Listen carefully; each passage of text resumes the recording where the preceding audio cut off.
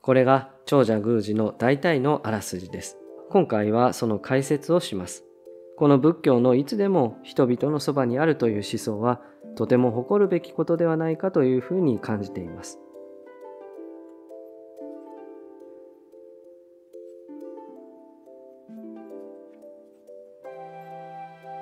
はい、皆様こんにちは。法華経の話第51回です。今年は秋らしい朝晩は冷たく、昼間は暖かいという気候が続いてくれています。最近は毎年夏から冬に直結するような気候が続いていたと思うので、こういう秋らしい気候は久しぶりのように感じます。今年は紅葉も綺麗ならしいので、もみじ狩りなどに出かけるのも良いかもしれませんね。では本日の内容です。前回は長者宮司の例えについてお話をしました。長者宮司の例えですね。ある長者に子供がいて、その子供が幼い頃に家出をしてしまいました。その子供は貧しい生活を続け、心まで貧しくなり、偶然に生まれた国に戻ってきます。そこで長者である父と再会するのですが、その子供は長者が父であるとは思いません。一方、長者は自分の息子であることがすぐにわかるのですが、貧しい子供は長者から遠ざかろうとしてしまいます。そこで長者は自分が父であるとは明かさないで、子供にトイレ掃除から仕事を始めさせ、順々に育てていき、自分の財産を管理させるようになります。そして長者は死期が迫った時、上のものを集め宣言します。この子供は我が子である。実の子供である。財産を譲り与える。子供は思いかけずにいただいた財産にとても喜びます。求めていなかった真の宝を得ることができました。これが長者宮司の大体のあらすじです。では今回はその解説をします。実はこの長者宮司の例えが終わった後、四大将門たち、四大将門ですね。この信玄本の登場人物でございますけども、この四大将門たちが自ら今回の例えがどんなことを意味していたのか、どんなことを指しているのかを説明していきます。まずはその部分から見ていきましょう。世尊、大不長者とは、すなわちこれ如来なり。我らは皆仏師に似たり、如来は常に我らはこれこなりと説きたまえり。世尊よ、この大不長者とはまさに如来であります。私たちは皆仏の子のようなものであります。というのも、如来は常に私たちを指して、これは私の子であると説いてくださっているからです。ここで四大将門は、長者は釈尊のことであると、仏様のことであると例えているというわけですね。これは皆さん想像通りだと思います。そしてここで大事なのは、やはり仏師ということを強調しているということです。この仏師であることを自覚することで、目指すところは仏であるということが再認識できるわけですね。続いて四大将門たちは次のように釈尊に申し上げます。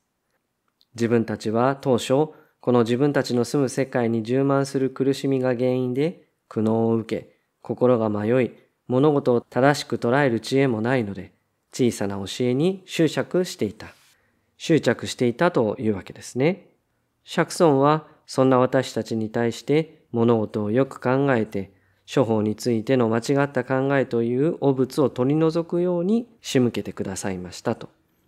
こういった執着を取り除くように仕向けてくださったという、こういうことを四大将門は申し上げるんですね。これが貧しい子供が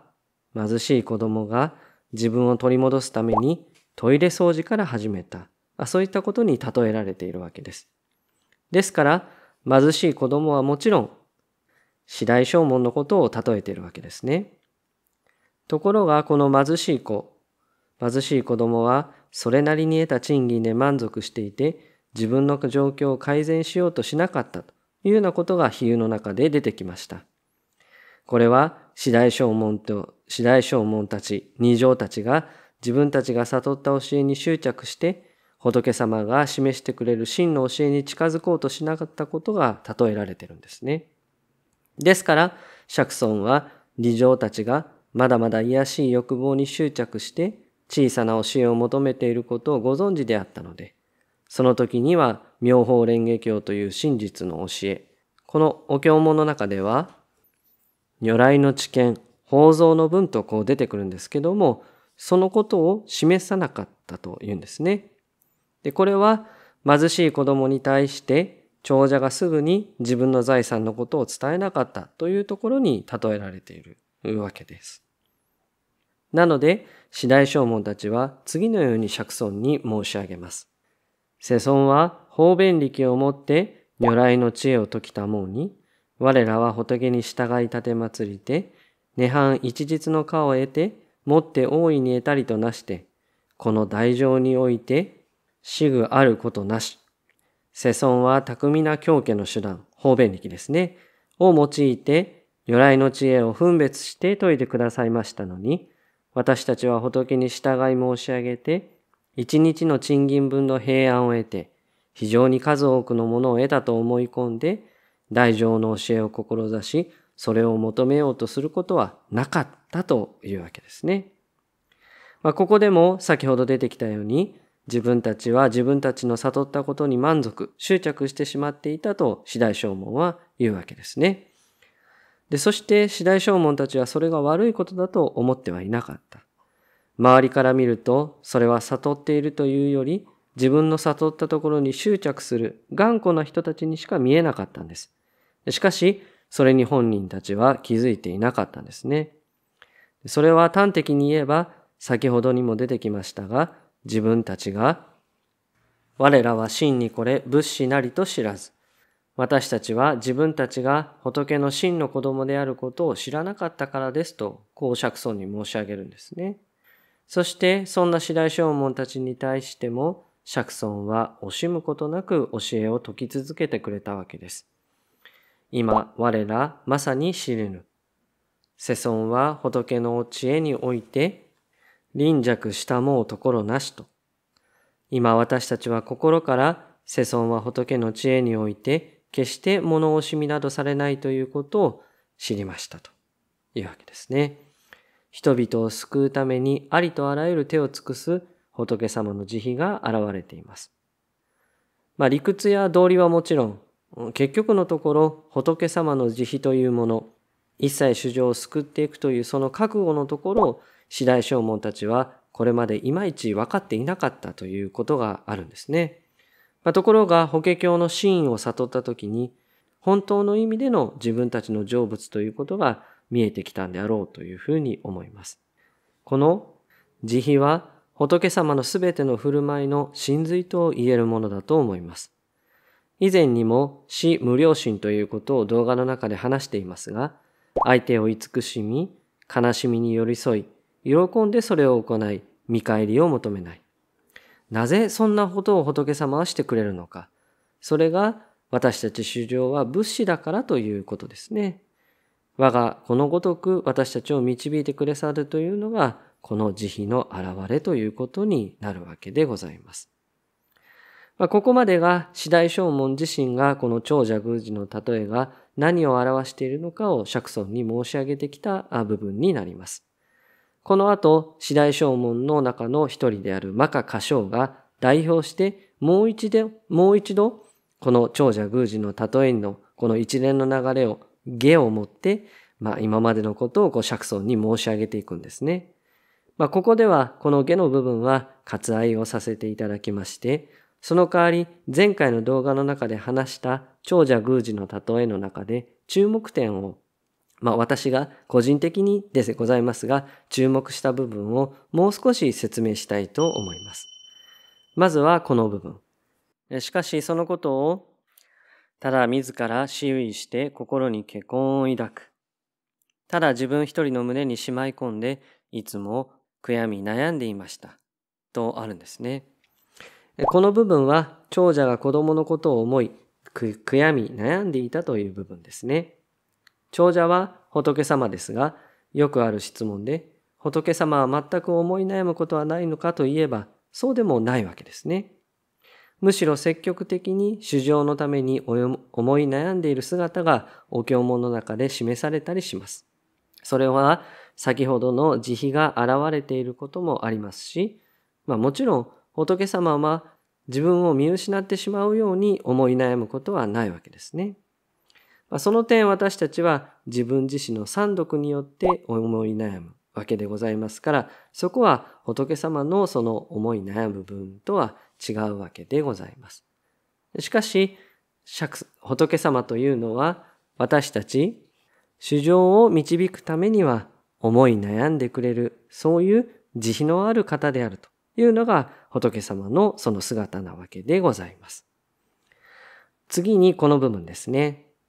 この人は王様にも等しい力を持つ人間だろう。自分がここで働くことなんてできない。働いても虐げられるだけかもしれない。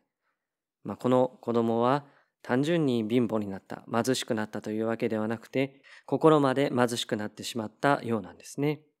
これは貧しい子供が経済的な貧しさもあるけれども、心の在り方まで貧しくなってしまっている部分を表していた部分ですね。四大聖門たちが自分の悟りに執着して、その結果大事なことを見失っていたことが例えられています。ここは現代においても非常に考えさせられる比喩であろうというふうに思うんですね。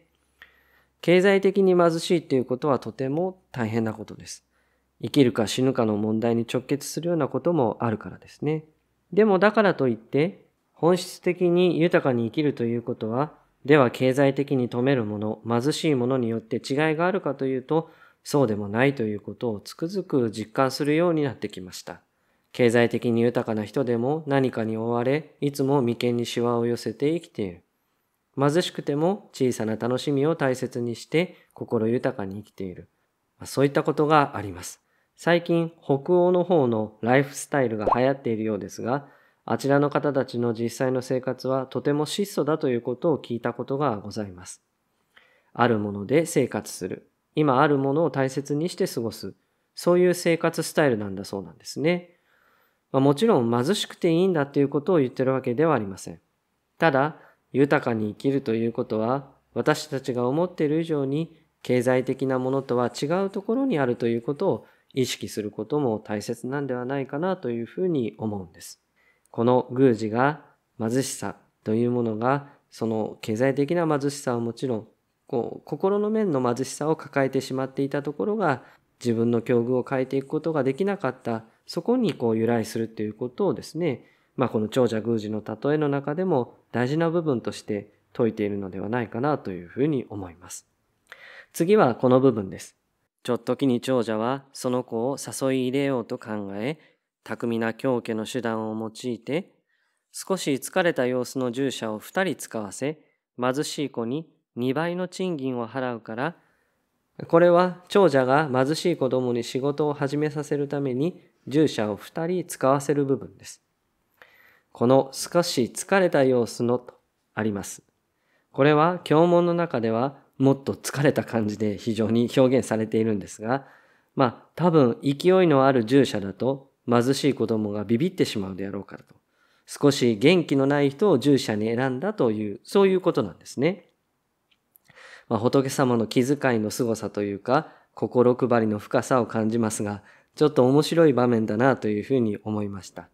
あなた少し疲れ気味でしょ？相手に威圧感与えないと思うから、ちょっと貧しい子に声かけに行ってくれないっていう場面を想像すると、なんだかちょっと面白いなというふうに思いました。最後はこの部分ですね。次に父は自分の立派な衣服などを脱ぎ捨てて、粗末な着物に着替え、なんと自らも貧しい子の傍らで便所掃除を始めるんですね。長者は貧しい子供と同じ立場になって導いていく場面ですね。これは仏様が衆生をただ上から見るのではなくて、同じ目線で導いてくれていることを例えているわけです。これも大変仏教らしい教えではないかなというふうに思っています。西洋的な宗教観にはない姿勢だと思いますね。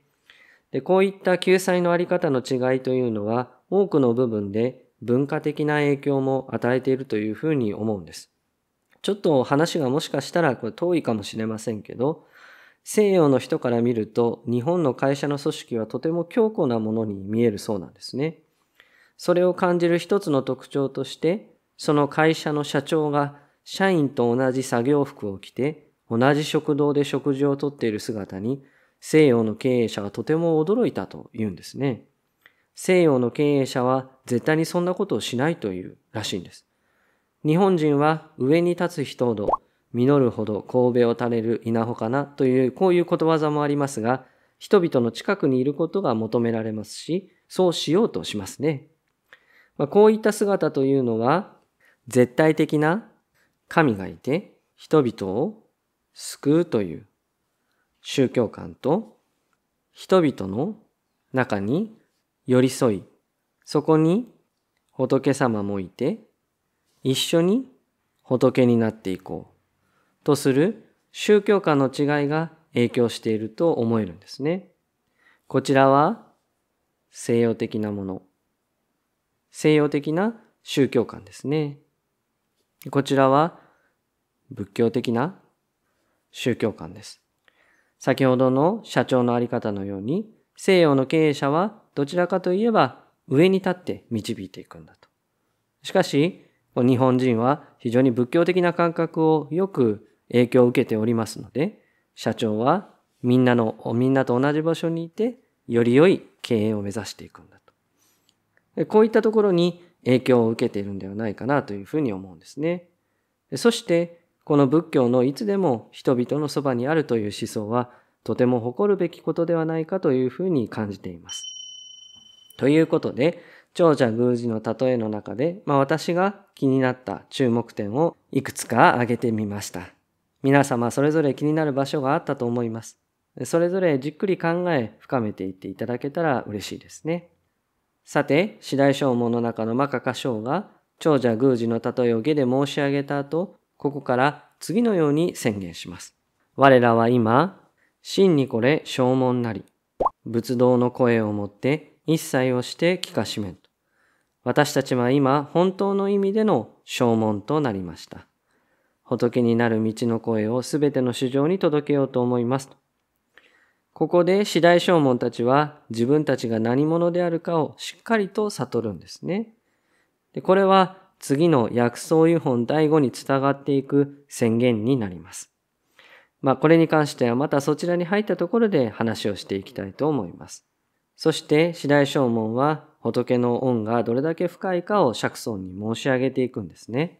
世尊は大恩増します。稀有のことをもって憐憫し教化して我らを利益したもうと。世尊、仏様ですね。は広大な恩徳をお持ちです。なぜならば最高の教えをもって憐れみつつ教化し、私たちにこれ以上ない利益を与えてくださいましたというわけですね。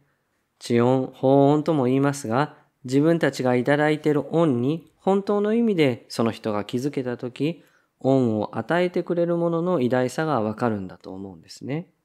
四大正門も仏様が自分たちに対してその手を差し伸べてくれるその恩のありがたさが分かったことで、逆に言えば世尊っていうのがいかに偉大な、仏様というのがいかに偉大な存在であるかっていうことが分かったということがあるわけです。ということで、こうやってどれだけの恩を感じているかっていうことを四大正門が釈尊に申し上げまして、この真下本第4は終わるわけです。で、次は薬草湯本第5になります。薬草湯本第5では、三草二目の例えが説かれます。この比喩は法華経の成仏感や平等感がよくわかるものでございますから、また皆様と一緒に考えていきたいというふうに思っています。真下本はいかがでしたでしょうか。この真下本のこの長者宮司の例えというのは、仏様の慈悲が大変によくわかる章であったというふうに思うんですね。長者が宮司のことを一生懸命に導いていこうとする。宮司というのはその長者の思いなんて全くわかんない。また心も貧しくなってしまっている。そういった状況から少しずつ自分の悪いものを取り除いていき、そしてその長者の財産を譲られる。仏様のその大事な教えを受け止めていくことができる。そういったことが現れてくるわけですね。私たちはこの世の中で生きていますと、誰も救ってくれないんじゃないか、誰も手を差し伸べてくれないんじゃないかっていうふうに思ってしまうような時が誰しもあるのではないかなというふうに思います。しかし今回のこの長者宮司の例えのように、仏様はいつでもあなたのことを見てるんだと。それは自分の子のようで、我が子のようであると、仏師であるんだからということを言ってくださっているわけですね。逆に言えば私たちは仏の子供である、仏師であるということを悟れば、その仏様の慈悲によって成仏をしていくことができるんですよということがわかる。そういった例えになるわけですね。信玄本は読むと心が温かくなる、そんな章だと感じています。では本日はこれまでといたします。ご清聴誠にありがとうございました。それではまた。さようなら。